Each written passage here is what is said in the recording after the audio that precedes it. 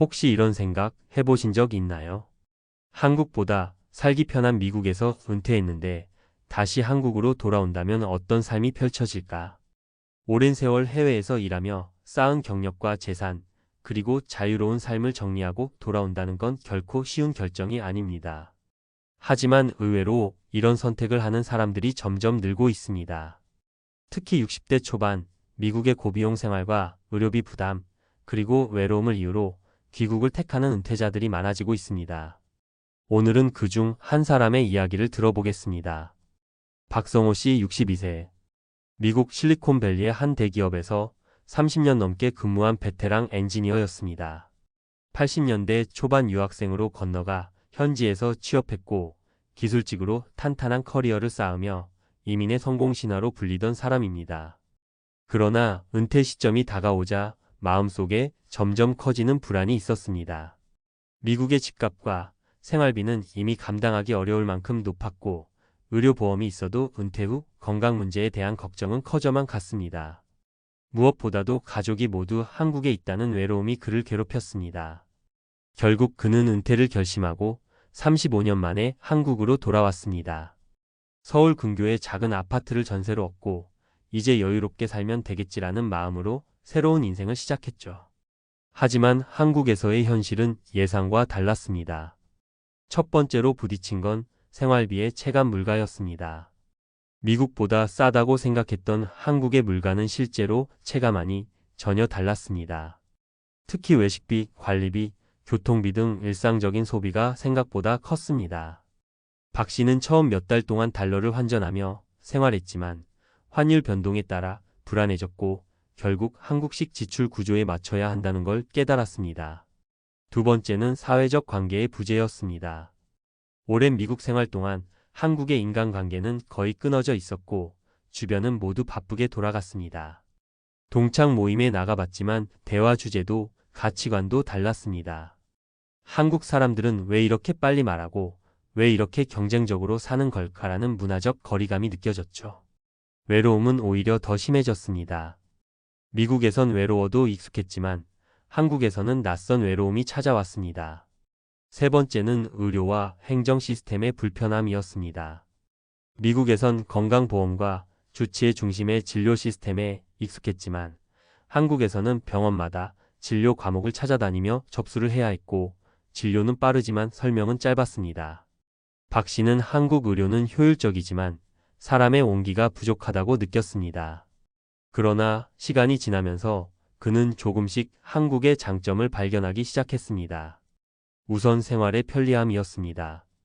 교통이 발달했고 식료품 배달이 빠르며 각종 서비스가 잘 되어 있었습니다. 무엇보다도 가까운 가족이 있다는 점이 큰 위로가 되었습니다.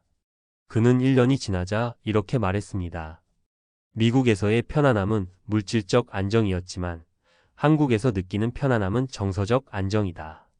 박 씨의 이야기는 단순히 한 개인의 귀국 스토리가 아닙니다. 은퇴 이민의 반대편, 역이민 은퇴라는 새로운 현상을 보여줍니다. 미국, 캐나다, 호주 등지에서 은퇴 후 귀국하는 60대, 70대가 늘고 있습니다. 그 이유는 각자 다르지만 공통적으로 세 가지 요인이 있습니다. 첫째, 고비용 구조입니다. 미국의 주거비, 보험료, 의료비는 은퇴자에겐 너무 큰 부담입니다. 둘째, 사회적 고립입니다. 자녀는 현지에 적응했지만 부모 세대는 문화적으로 소외되고 외로움을 느낍니다. 셋째, 한국의 사회 인프라가 좋아졌다는 점입니다. 의료 접근성, 교통, 배달, 복지제도 등이 과거보다 훨씬 개선되면서 돌아와도 살만하다는 인식이 퍼지고 있습니다. 하지만 귀국 후에는 반드시 준비해야 할 현실적 문제들이 있습니다. 첫째, 재정 계획입니다. 미국 연금 401k나 IRA 등은 한국으로 직접 송금하기 어려운 경우가 있고 환율 리스크도 큽니다.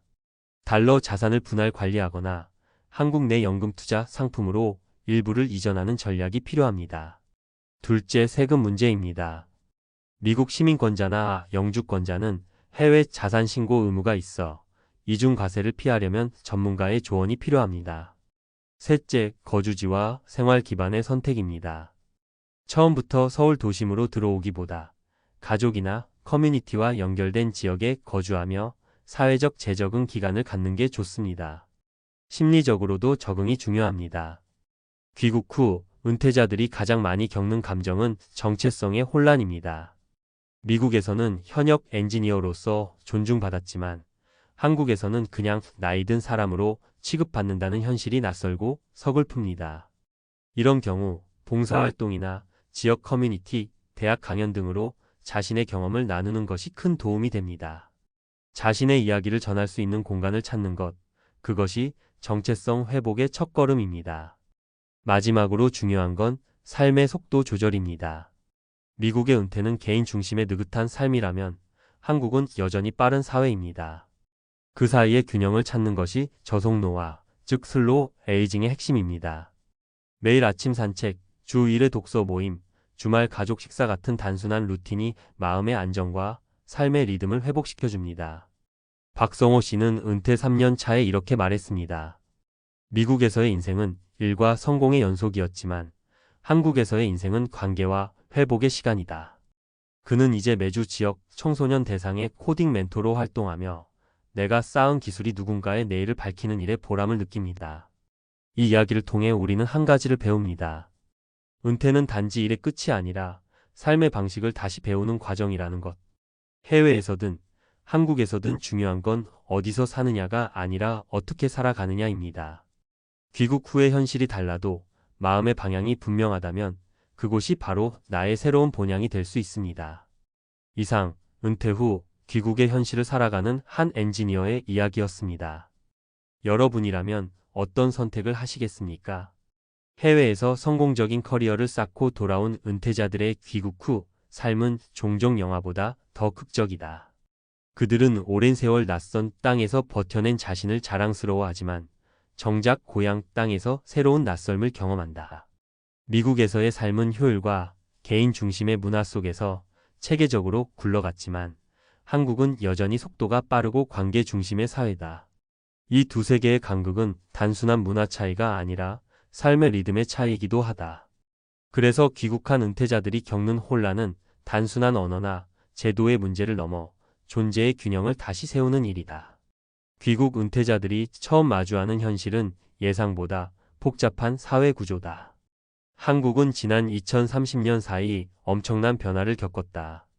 디지털 전환, 부동산 가격 급등, 고령화, 1인 가구 증가 같은 변화들은 이미 생활 전반을 바꾸어 놓았다. 이런 사회의 오랜 해외 생활을 마치고 돌아온 은퇴자들은 마치 타임머신을 타고 미래 도시에 떨어진 사람처럼 느낀다. 간편 결제, QR코드, 모바일 뱅킹 같은 일상적인 기술조차 새롭게 배워야 하고 행정 시스템은 편리해진 만큼 복잡하다. 예전엔 주민센터에서 직접 처리하던 일들이 이제는 대부분 온라인으로 바뀌었고 작은 절차에도 공인인증, 본인 확인, 휴대폰 인증 등 수많은 단계를 거쳐야 한다. 기술은 편리하지만 나이가 들수록 그 편리함이 오히려 벽이 되기도 한다. 또 하나의 현실은 관계의 단절이다. 오랜 해외 생활 동안 친구와 지인의 대부분은 현지에서 형성된 관계였다. 귀국 후 그 관계망이 한순간에 사라진다. 한국의 이웃은 대부분 담을 사이에 있지만 실제로는 낯설다. 젊은 세대는 각자 바쁘고 중장년층은 이미 고착된 모임과 인간관계 안에 있다. 귀국한 은퇴자에게는 들어갈 자리가 없다. 그래서 처음에는 혼자 식사하고 혼자 병원에 가고 혼자 시간을 보낸다. 낯선 외로움이 다시 시작되는 것이다. 미국에서는 외로움이 익숙한 개인의 문제였다면 한국의 외로움은 사회적 침묵 속에서 느껴지는 소속되지 못한 외로움이다. 경제적인 부분에서도 예상과 현실의 차이는 크다. 미국에서 꾸준히 모아온 은퇴 자금이 있어도 환율과 물가 차이로 인해 체감 소득은 크게 줄어든다. 특히 미국 연금을 한국으로 옮겨 수령하는 과정에서 세금 문제와 환율 손실이 발생하기도 한다.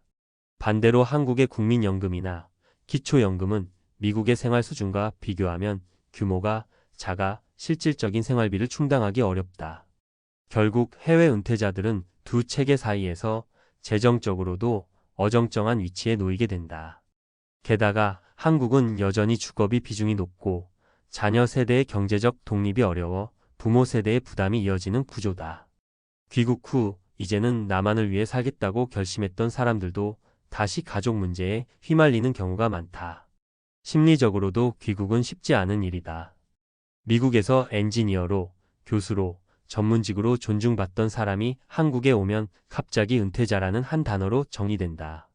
사회적 지위가 사라진 자리에는 공허함이 남는다. 그동안 자신을 규정하던 일, 직함, 역할이 모두 사라지면 나는 누구인가라는 질문이 다시 시작된다. 이런 정체성의 공백은 생각보다 깊고 길다. 그리고 이 시기에 많은 귀국 은퇴자들이 우울증이나 무기력감에 시달린다. 한국 사회는 여전히 성취 중심이기에 은퇴자들이 느끼는 쓸모없음은 단지 감정이 아니라 사회적 배제의 결과다. 하지만 반대로 이 시기를 잘 통과한 사람들은 이전보다 더 단단한 삶을 산다. 핵심은 일의 재발견이다. 미국에서의 직업이 끝났다고 해서 일이 끝나는 건 아니다. 오히려 이제는 나를 살리는 일을 찾아야 한다. 누군가는 대학 강단에서 자신의 경험을 강의로 풀어내고 누군가는 비영리 단체에서 기술 봉사를 한다. 또 어떤 이는 지역 도서관에서 아이들에게 영어를 가르친다. 공통점은 돈이 아니라 의미로 일한다는 것이다. 이는 단순한 봉사가 아니라 자기 존재의 연장선이다. 그리고 또 하나의 중요한 변화는 관계의 재구성이다. 귀국 후의 인간관계는 수평적이고 선택적인 관계로 바뀐다. 과거처럼 직장이나 출신, 학연에 기반한 관계가 아니라 가치관이 맞고 삶의 리듬이 비슷한 사람들과의 연결이 중요하다. 지역 커뮤니티, 독서 모임, 시니어, 동호회, 봉사활동 같은 작은 연결고리가 새로운 삶의 중심이 된다. 외로움을 줄이는 가장 좋은 방법은 관계를 다시 시작하는 용기를 내는 것이다. 은퇴자에게 필요한 건 대단한 사회활동이 아니라 함께 커피 한 잔 마실 사람을 찾는 일이다. 건강의 문제도 빼놓을 수 없다. 미국의 은퇴자들이 귀국을 결심하는 이유 중 하나가 의료비지만 귀국 후에도 건강은 여전히 최대 변수다. 그러나 단순히 병원에 덜 가는 게 건강이 아니라 마음의 균형을 유지하는 것이 진짜 건강이다. 미국에서의 스트레스는 일에서 비롯되었지만 한국에서의 스트레스는 시간의 공허함에서 온다. 하루를 의미 있게 채우는 루틴이 건강을 지키는 가장 현실적인 방법이다. 아침에 일정한 시간에 일어나 산책을 하고 점심에는 지인과 식사하고 오후엔 취미나 공부를 하는 일상의 리듬. 그 단조로움이야말로 마음의 근육을 단단하게 만든다.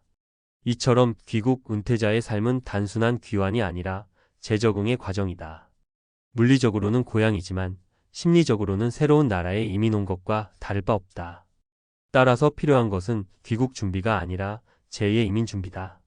재정, 주거, 건강, 관계, 정체성. 이 5가지를 균형 있게 점검해야 한다. 귀국 후의 성공적인 적응은 이 요소들을 얼마나 유연하게 관리하느냐에 달려 있다. 그리고 그 과정에서 무엇보다 중요한 건 속도의 조절이다.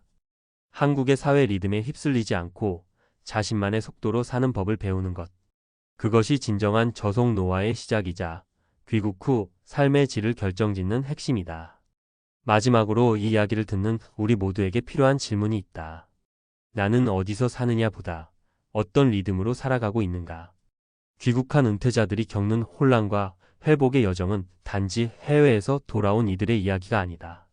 그것은 결국 우리 모두가 언젠가 마주할 인생 이막의 리듬 찾기의 과정이다.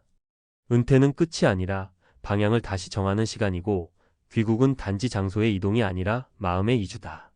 삶의 속도를 조금 늦추고 관계를 다시 엮고 나를 다시 소개하는 그 용기. 그것이 귀국 후 은퇴자들이 우리에게 남기는 가장 큰 교훈이다. 인생의 후반전에서 진짜 승부는 얼마나 많이 이루었느냐가 아니라 얼마나 나답게 살아가느냐에 달려 있다.